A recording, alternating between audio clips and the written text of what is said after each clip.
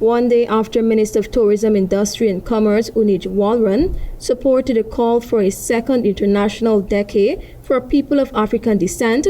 Niger Hughes, a representative of the People of African Descent Assembly-Guyana, Idpada-G, accused the government of seeking to disseminate the organization. Hughes, a prominent attorney at law, spoke on day 2 of the forum, which was held in Geneva, Switzerland. During his address, the attorney said the contribution of the International Decade of People of African Descent to the post-emancipation development, in particular, is either not recognized or subject to degrading revisionism. Idpada-G. Idpada-G comprises 78 non-governmental organizations and is committed to the pursuit of the goals of the decade.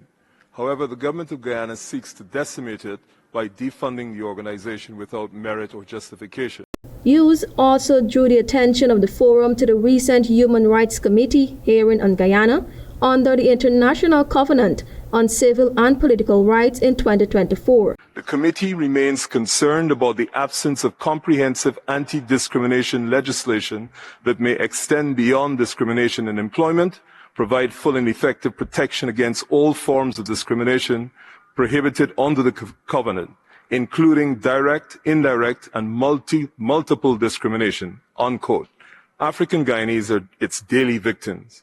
On Tuesday, Minister Walran told the Assembly that Guyana, as a multicultural and multi-ethnic society, is mindful of and keen to ensure that the citizenry enjoys the benefit possible quality of life.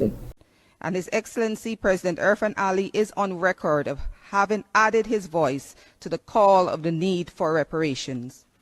Consequently, we have established a National Reparations Committee within the framework of a 10-point plan agreed by the Caribbean Community, CARICOM. We at Guyana provide financial support to this committee and are proud to have facilitated the presence of its chair at this session. Rebutting the minister's utterances, the attorney at law pointed to the Durban Declaration of 2001 and the United Nations of 2013, respectively, which called for this history to be introduced in the school curriculum.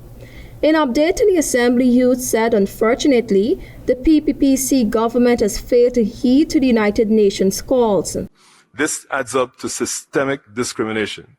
In Guyana, even the courtesy of a meeting with the government to advocate for a plan of action for the decade and the introduction of history of the people of African descent into the school curricula in particular has been denied. He took the opportunity to challenge the forum to call on the state parties to address this injustice. In 2022, the International Decade for People of African Descent, Guyana, Idpada-G, filed legal actions in the High Court over the government's refusal to pay its $68 million monthly subvention. The matter is currently in the High Court, engaging Acting Chief Justice Roxanne Jerd, Senior Counsel. Idpada-G was established to craft the Guyana plan for the International Decade for People of African Descent in keeping with the provisions of the UN resolution, inclusive of mechanisms for implementing, superintending, and monitoring the plan as may be deemed necessary. Then President David Granger started the funding for Idpada-G in 2018. Tiana Cole reporting for the HGP Nightly News.